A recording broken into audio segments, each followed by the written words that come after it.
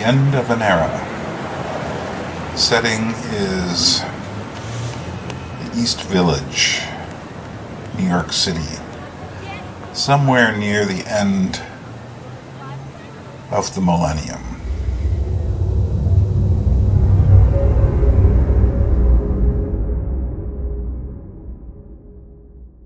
Maybe.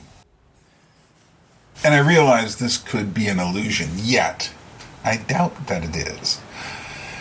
And just maybe these things we use to encourage ourselves, our entertainments, are like dreams of ourselves, hopes unfulfilled. The blood pumps through old-time rock and roll, or we find ourselves imagining ourselves as heroes in some video game while compulsively playing against digital lights on a screen. We find ourselves momentarily believing that we can conquer the lonely reverberations of our hearts. And then when finished, we are exhausted by our exertions, and yet we are convinced of the value of this deflection from real life. As all the things we do are added to our memories, awaiting justification, the glorious actions and pointless, even the worst things we do, all justified by the inner mechanism that says that since we have done it, there must be a reason. And yet, for perhaps just a glance, we continue on, often chained by these mental visions. And then these things, these activities, these substitutes overtake us and become our lives. I can live like that. You can live like that. Think of my book collecting, or your art, or our musical infatuations. And yet, on a cross, there is blood slopped across the ground over this. Not that it's all meaningless, au contraire.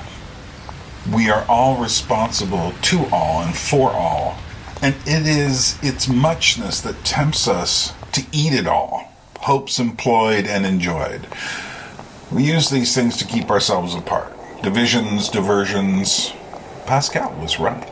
He stopped as they crossed Cooper Square toward St. Mark's Place, streetlights agog, all surrounding. Damien looked directly at his friend, then pinned him immobile like a moth with wings spread. Why are you painting? All those images of women, those endless faces, sorrowful and wounded. You haven't joined the ranks of the politically challenged, have you? Trying to atone for your male sins? Or is it guilt over relationships spilt across your life? But that's not really you, is it? But your painting is definitely a sign of something else. George was about to speak when Gallons of colored ink! It's an addiction like every other art. Yeah, I know, your psychology, your mother, the pain of women. We've hashed it all out before. Is this some strange impotence? Damien, what are you doing to me? Give me some leeway here. I'm trying the best I can to get something. And I'm close. George, frankly, I get worried about you, that this is just some sort of romantic urge, that you're going to squander your talent looking for some perfect image of imperfection that doesn't exist. But that's where you're wrong. Tarkovsky said art seeks beauty. It's a metonym of the perfect. It's not romantic, not in that sense. I would agree with you if you said it was Russian, not romantic. It's like Dostoevsky or Solzhenitsyn. Ooh. Heady company we're keeping, aren't we? You know exactly what I mean. You completely agree with me. Life is about suffering. I just observe that women suffer differently than men. I'm trying to capture that. There's not a political bone in my body. I thought you got that. Why are you grilling me? We might be the only people for miles around who aren't bathing in pseudo-naivete and ironic subcultural DIY kitsch. Damien glared down on him from upon his 6'6" frame, and then broke into a laugh. Yeah, you're right about that. I've been pondering too much lately. Maybe it's just the end of the millennium approaching and the futility of it.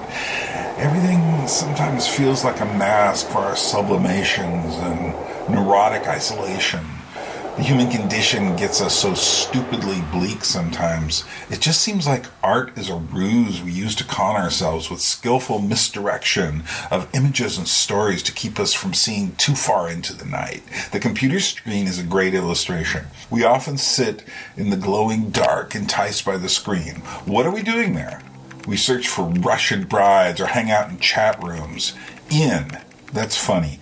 We aren't in anywhere.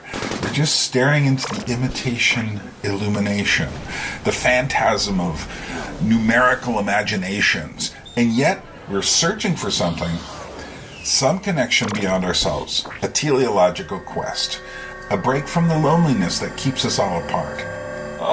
Forgive my outburst. I've just got too much on my mind.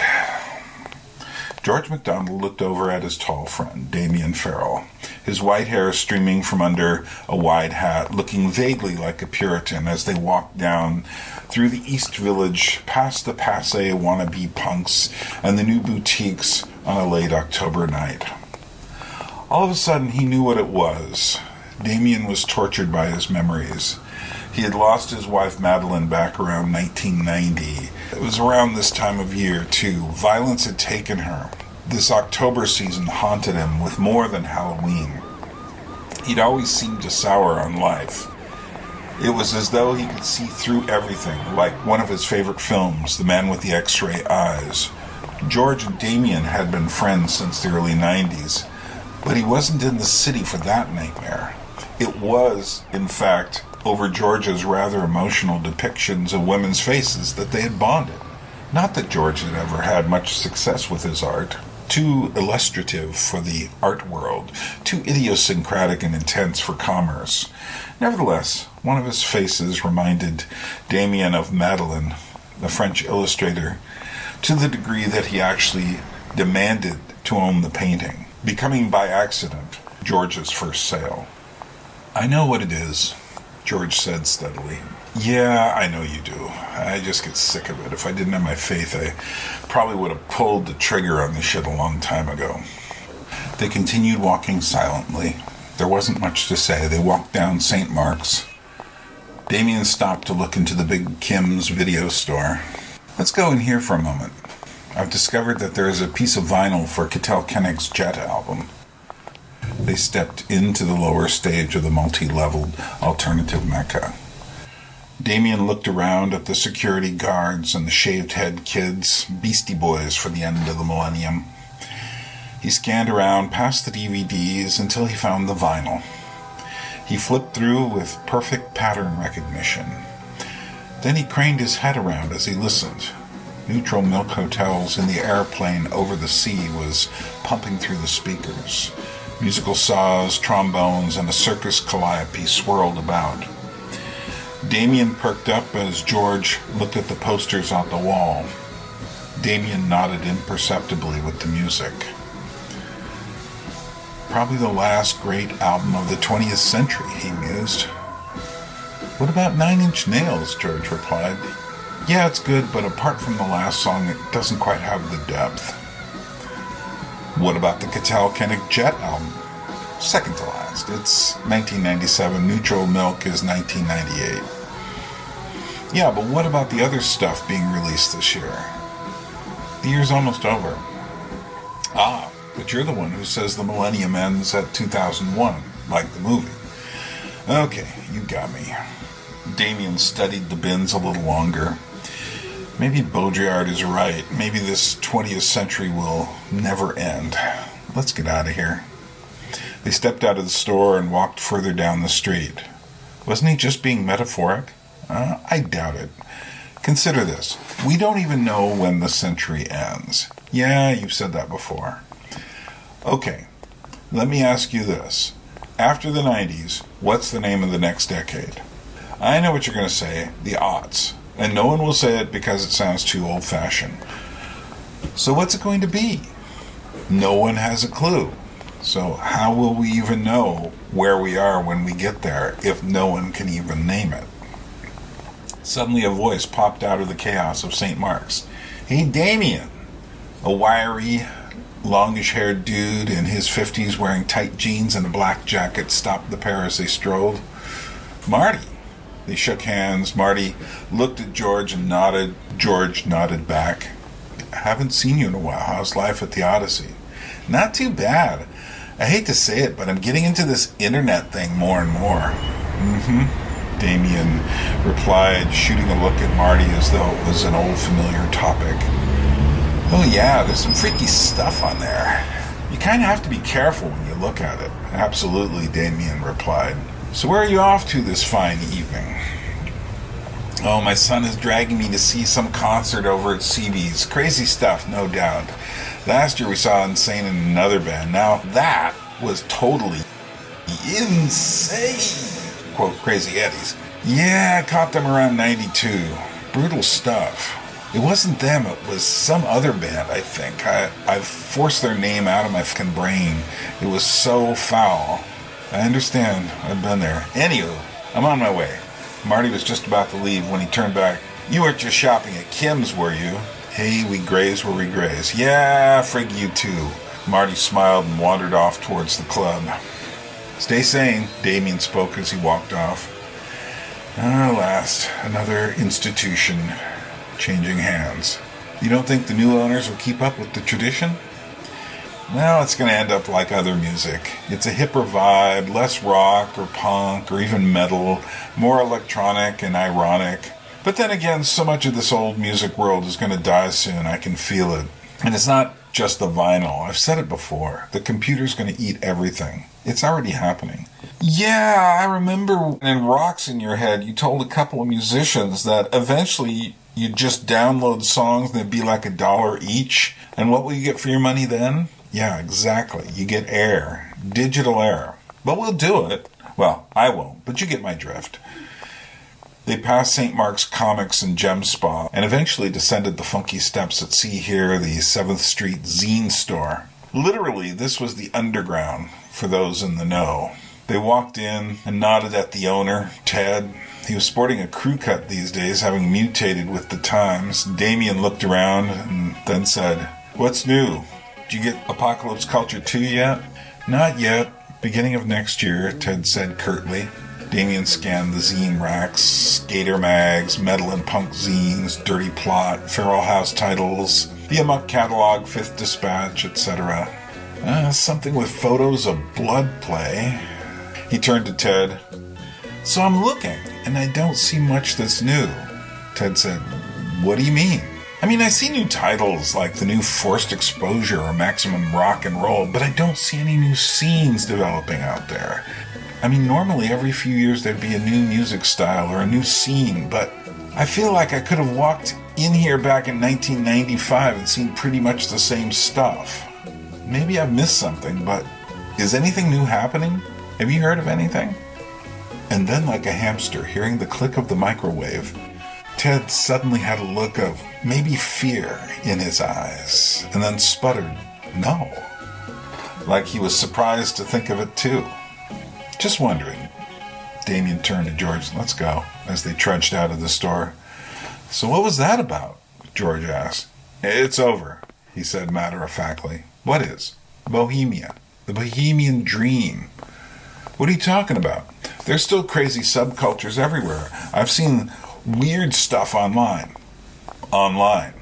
That's nowhere." "No, it's over. The whole dream of going to a place to act the part of the rebel, I don't give this place 2 years before they close up shop. Who needs it? You see what's happening here. The boutiques, the new kids who come to the city because it's cool, Kmart, New York City's becoming a mall. It's over. Who needs zines, you're saying? No, everything's going to be found online.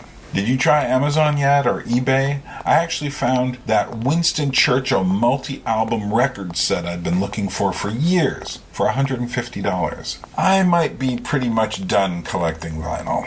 Maybe our friend BP had the right idea, leaving for Alaska. You don't need to be in the city anymore. And if everyone is living online, there can't be scenes and movements the same way anymore. Oh, there'll be fads and hysteria, but now you can just feed your fandom and your fetishes on the screen. John's friend Tom said something similar about the art world. He was at the Whitney Biennial. It just felt sterile, like art had ground down to everyone for themselves. There were no more manifestos. Remember Hakeem Bey had said something like that.